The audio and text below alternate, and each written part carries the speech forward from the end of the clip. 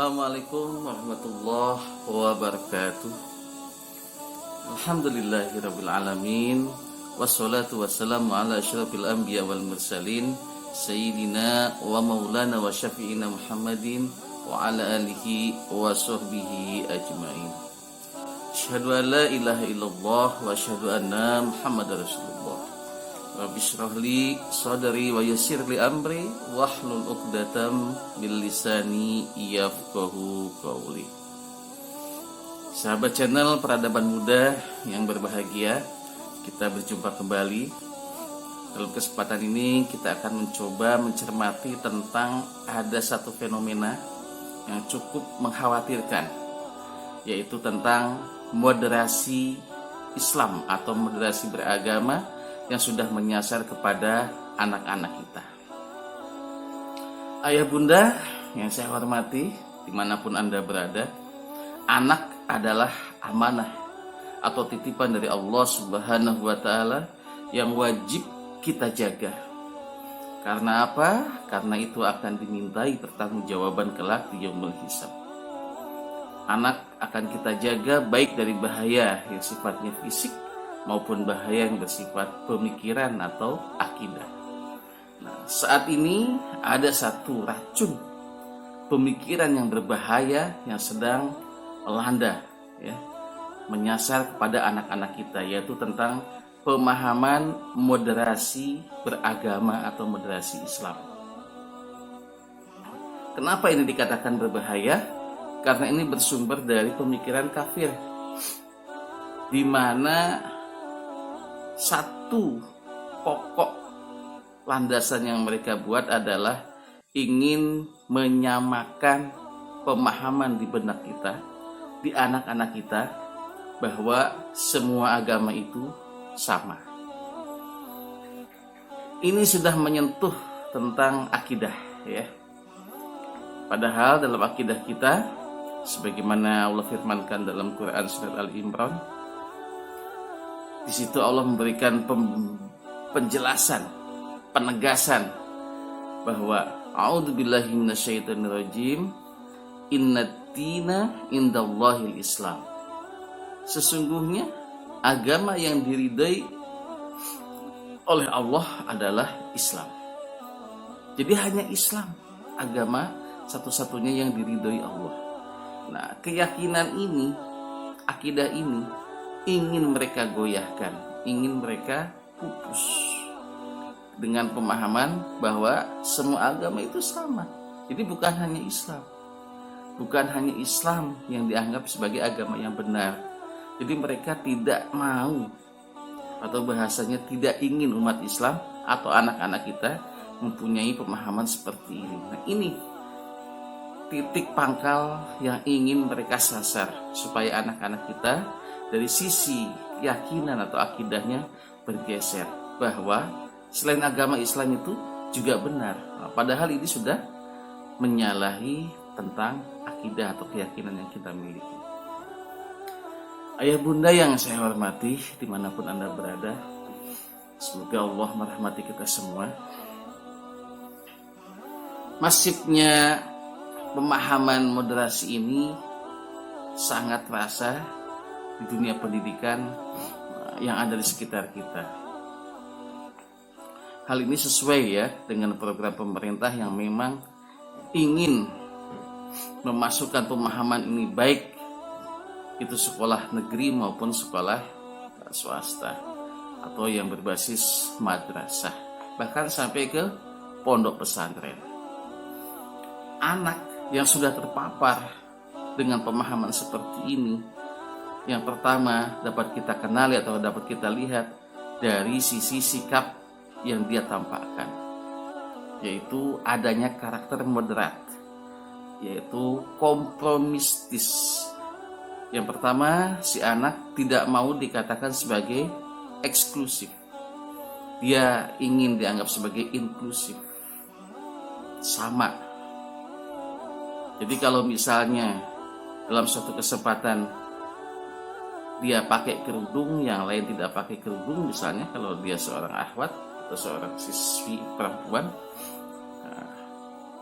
dia merasa gak enak kalau dia pakai tapi temennya tidak. Nah, adanya kecenderungan ini akan membuat dia ikut supaya apa?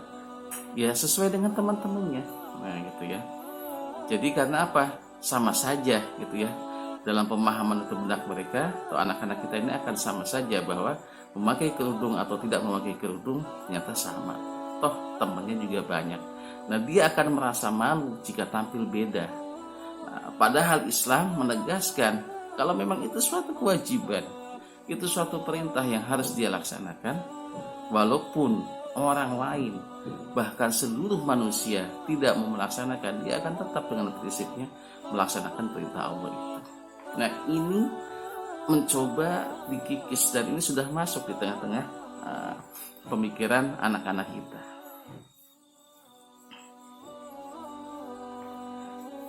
Atas nama toleransi dan moderasi pula, sekolah-sekolah negeri saat ini tuh tidak boleh menetapkan seragam muslimah bagi siswinya.